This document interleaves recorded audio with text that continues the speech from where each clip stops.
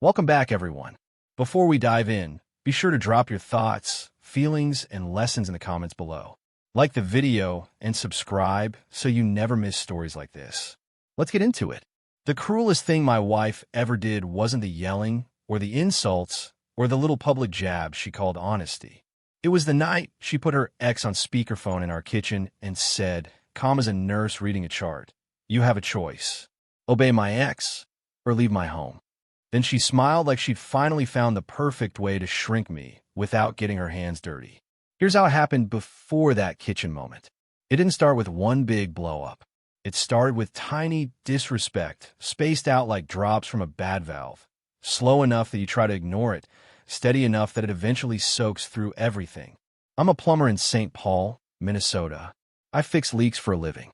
And somehow, I didn't notice my marriage was leaking until the ceiling finally gave way. My name is Soren Banks. I'm black, 34, union plumber, the kind of man who stays calm, because calm keeps you alive, on jobs, in traffic, and in conversations that want to turn into wars. My wife, Amara Banks, is black too, 31, a nurse who can turn her voice into honey in public and a blade in private. People at her hospital adored her. People at cookouts called her the sweetest. At home, she called me too sensitive like it was my legal name. When we first got together, it was easy. Not perfect easy. Amara liked that I was steady. I liked that she was bright. We had those early months where you're building your own little world. Grocery trips that felt like dates, late-night drives for ice cream. Laughing at nonsense like we were teenagers. She'd rest her feet in my lap after a shift and say, "Soren, promise me you won't ever change." I'd kiss her forehead and say, "Only for the better." And back then, I meant it. One of my favorite memories is small. I came home from a long job on a snowy day, boots heavy, jacket smelling like primer and copper. Amara opened the door, wrinkled her nose, and said, "Baby, you smell like a whole hardware store had a baby." Then she laughed so hard she had to hold the door frame. I chased her into the living room. She squealed, "Don't touch me with those blue-collar hands." And when I finally caught her, she grabbed my cheeks and said softly, "I like a man who builds."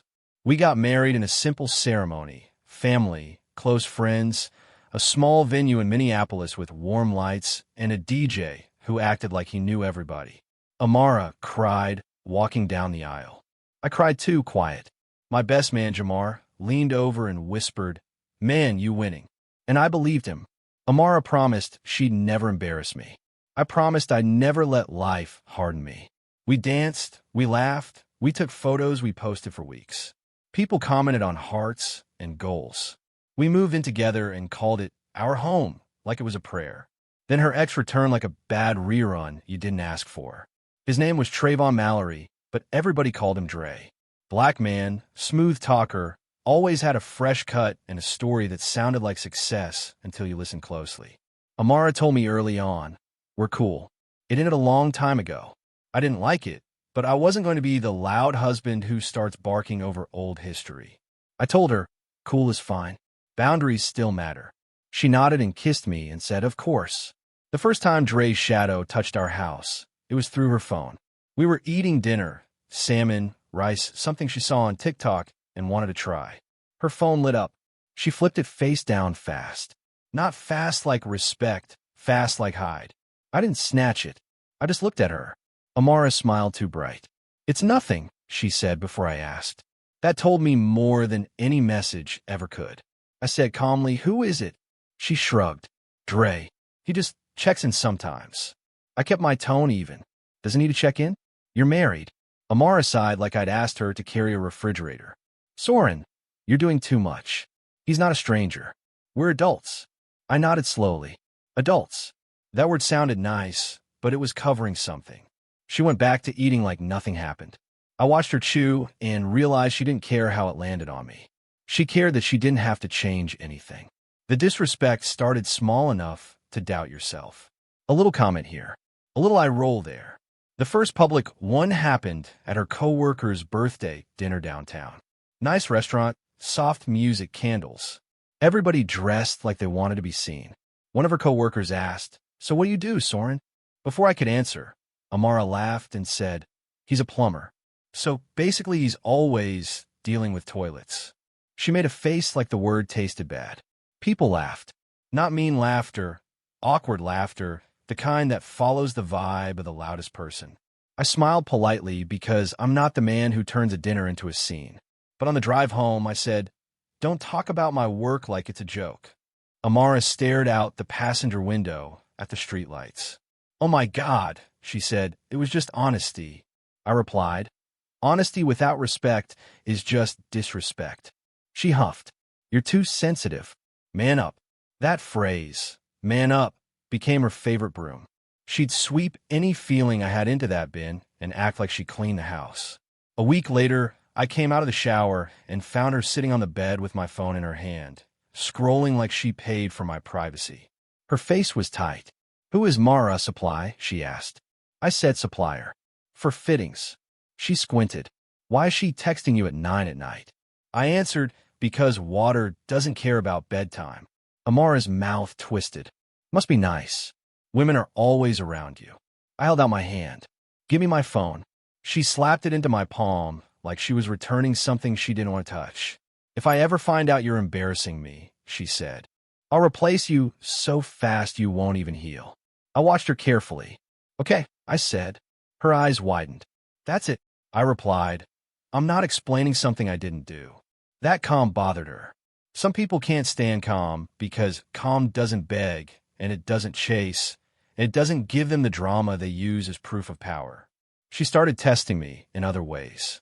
If I came home late from an emergency call, she'd say, "Sure," in a voice that meant liar. If my phone buzzed, she'd stare at it like it owed her answers. One night she asked, "What if you're just like Dre?" I looked at her.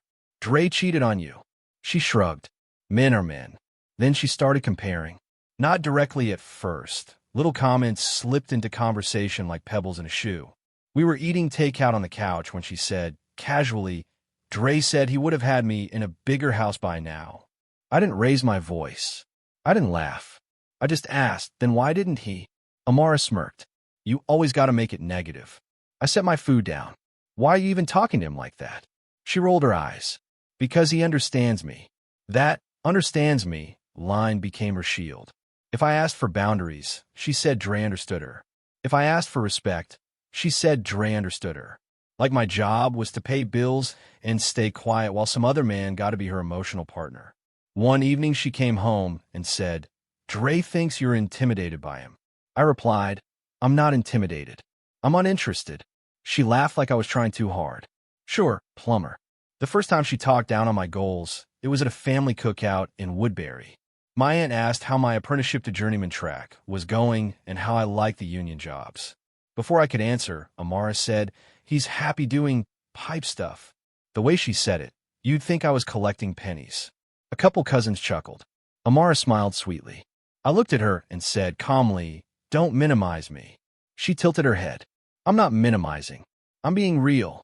On the way home, I told her, "You embarrass me."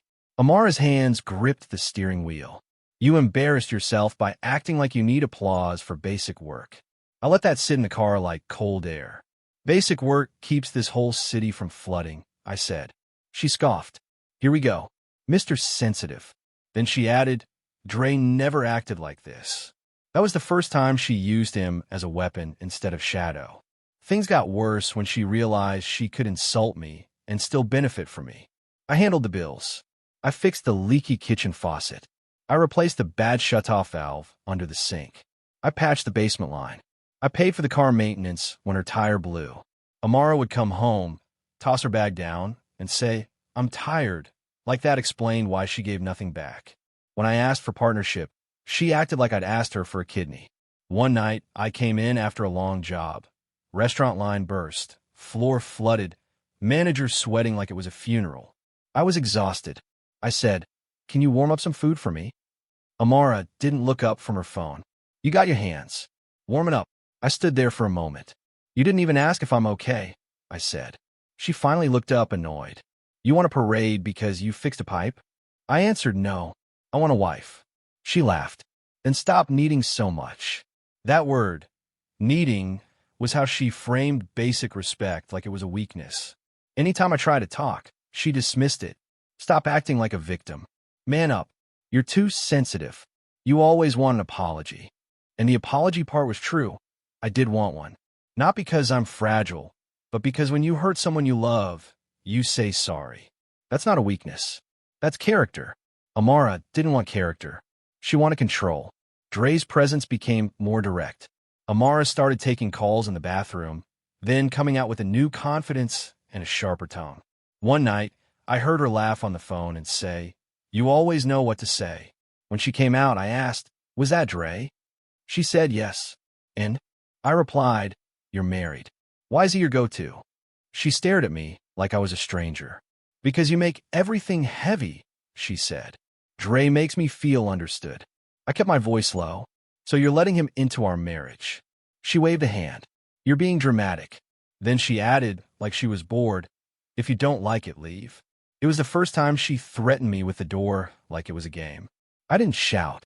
I just said, "Don't say that unless you mean it." Amara smirked. "Maybe I do." And she went to bed like she didn't just crack something.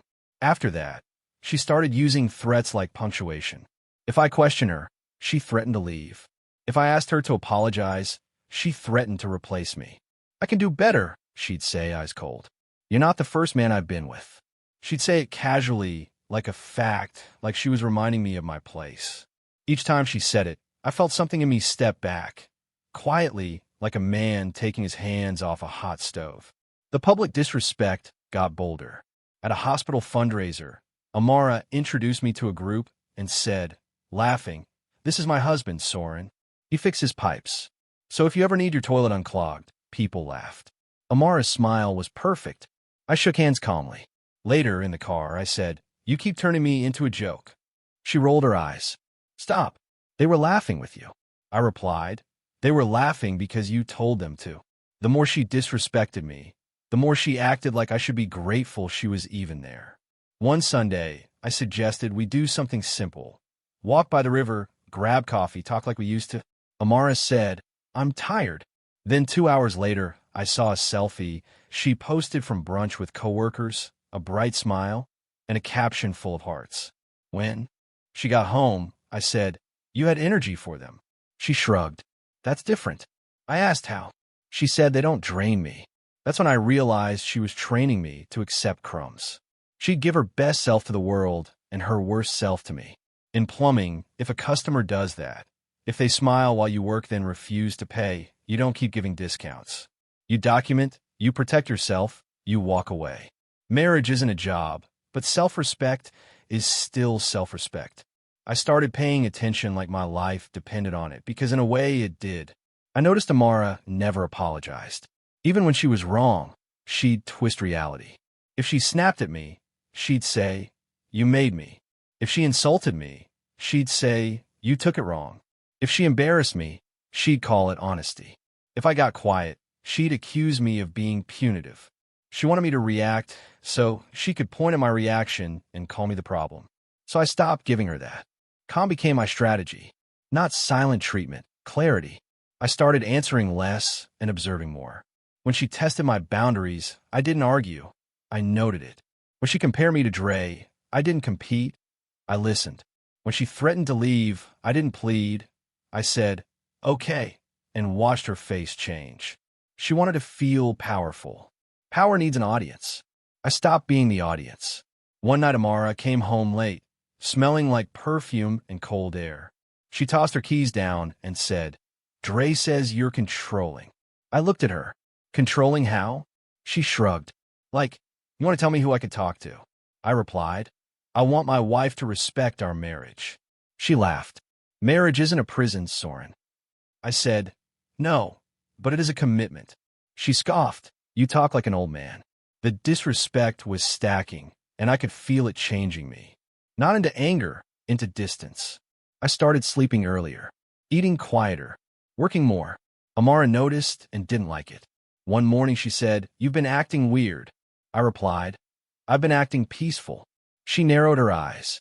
"Peaceful is what you call ignoring me." I said, "Peaceful is what I call not fighting for respect I should already have." She rolled her eyes. "Here you go, Mr. Sensitive." The X part became less subtle and more intentional.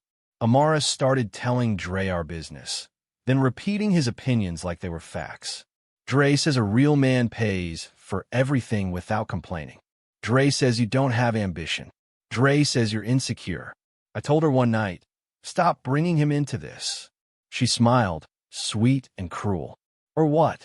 I answered calmly. Or you'll find out what life looks like when I stop carrying it. She laughed like I was bluffing. Okay, plumber, she said, like my career made my boundaries less serious.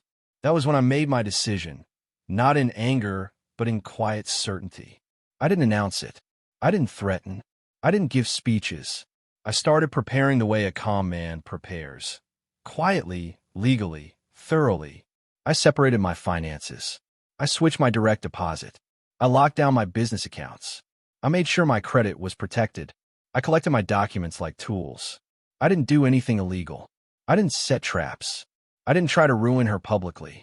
I just stopped giving my life away to someone who enjoyed disrespecting me. I also stopped sharing my plans. When Amara asked what I was doing on my phone, I said, work.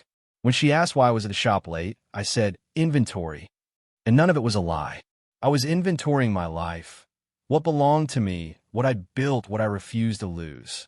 We had one last good weekend that almost tricked me.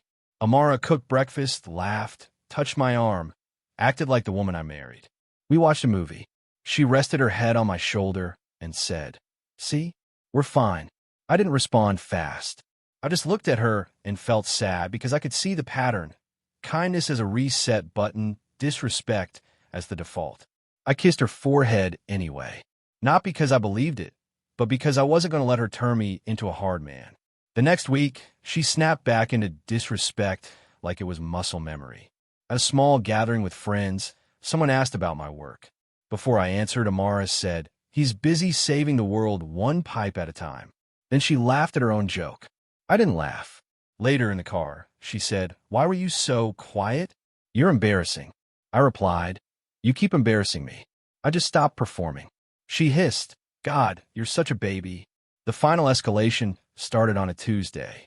I came home and heard Amara in the kitchen, voice low, laughing. No, you're right, she said into the phone. He always acts like he needs to be respected. She turned and saw me. Her smile didn't move.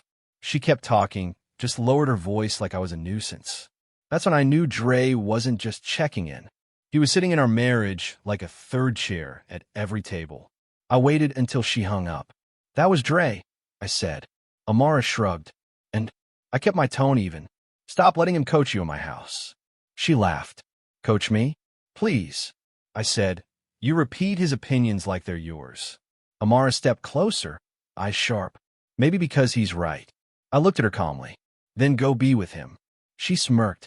Maybe I will. A normal man might have argued. Might have tried to remind her of vows. Might have asked for counseling. I'd already asked for respect. Over and over. Respect is the first counseling session. Without it, everything else is paperwork. I nodded once and said, okay. Amara's eyes widened like she didn't expect me to accept it. Okay, she repeated. That's all you got. I replied, I'm listening to you. 2 nights later came the kitchen moment. It was late, dark outside, snow tapping the window like fingers. I walked in and heard Dre's voice loud on speaker. Tell him, Amara. He doesn't run anything. It's your place. Amara was leaning against the counter in her scrubs, arms crossed, smiling. She looked at me like she'd been waiting for an audience. Soren, she said, you have a choice. Obey my ex or leave my home. I stared at her for a long beat. Not to be dramatic, just to be clear. You're home, I repeated quietly. Amara nodded like a judge. Yes, my home, my rules. Dre laughed through the phone. There you go. Amara's eyes were bright, almost excited. She wanted me to explode so she could call me unsafe or emotional or weak. Instead, I turned and walked down the hallway like I was heading to do something normal. Behind me, Amara called. Where are you going? Dre said. He is about to slam a door like a little boy. I didn't answer. I went to the bedroom, pulled my suitcase from the closet, and set it on the bed. My hands were steady. My chest felt quiet. Not numb, resolved. Amara leaned in the doorway, smirking. You packing? She asked. I opened a drawer and started folding shirts. She scoffed. You always do the most. Dre's voice came through the speaker in the kitchen, still loud. Let him go, Amara. He'll be back. They always come back. Amara laughed like it was true. Exactly, she said. I folded my clothes carefully. Then I looked up at Amara and said, calmly, I'm not coming back. Her smile twitched. Stop being dramatic, she snapped. I zipped the suitcase. You called it your home, I said. So, I'm treating it like your home. Amara stepped closer, eyes angry now. Where are you going to go? She demanded. You think you're teaching me a lesson? I met her gaze. I'm not teaching you anything, I said. I'm protecting myself. She scoffed. Oh, please. You're a plumber. You don't have options like that. I lifted the suitcase. I have peace, I replied. Then I walked past her without touching her, without yelling, without begging. I left that night and drove to my friend Jamar's place on the east side. He opened the door in a hoodie, took one look at my suitcase, and said, She finally said it out loud, huh? I nodded. He stepped aside. Come in, he said. No speeches, just space. I sat on his couch, stared at the blank TV screen, and let the silence settle into my bones like warmth. My phone buzzed. Amara's name. I didn't answer. The next day, she called again, voice sweet. Babe, she said like nothing happened. Can you come home so we can talk like adults? I replied, we talked. You said it's your home. She snapped. You're being petty. I answered, I'm being consistent. She sighed dramatically. Fine. Whatever. Just send the money for the car note. The bank will take it tomorrow. That was the moment I realized she didn't miss me. She missed my function. I said calm, I'm not responsible for your bills anymore. Silence. Then her voice turned sharp. What do you mean? I replied, I separated everything. She laughed like it was impossible. Okay, I'll just use the joint account. I didn't warn her. I didn't argue. I just said, do what you need to do. 10 minutes later, she called back, breathing hard. It declined. Soren, what did you do? I said, I moved my income. The joint account has what you contribute. Amara's voice rose. You're trying to punish me. I stayed steady. No, I said. I'm matching what you said. You wanted your home. This is your life. She started cursing, calling me names, accusing me of being controlling. I didn't take the bait. I ended the call politely. That night, I emailed a divorce attorney. The next morning, I froze my credit. Not out of revenge, out of wisdom. Because disrespect and entitlement always reach for your wallet eventually. The cold karma didn't come from me doing something wild. It came from me stepping away and letting reality touch her directly. Without my money buffering everything, Amara's independent queen speech got quiet. Bills didn't care about her pride. The car note didn't care about her charm. The utilities didn't care about Dre's opinions. She called again, softer. Soren, she said, we can work this out. Just come home. I replied, home is where respect lives. That's when Dre stopped being funny. When a man's access to your life is based on another man's stability, he's comfortable while the stability is there. When the stability leaves, he starts eating the furniture. Amara called one night, voice tight. Dre's been coming by, she said. I didn't react. You told him where I live, I replied. She snapped. He just wanted to talk. I asked calm, talk about what? How do I run my house? A week later, Amara called in panic. Dre won't leave, she whispered. He brought a bag. He's acting like he lives here. I took a slow breath. Like it's his home? I asked. She groaned, stop. This isn't funny. I answered, I'm not laughing. I'm listening. She sounded like she was finally hearing herself. He's means Soren, she said, voice cracking. He's not like this with me in public. I replied, neither were you. The situation got ugly in quiet ways. Not viral, not dramatic, paperwork ugly. Amara's apartment management called me because my name was still attached to some documents from when we moved in.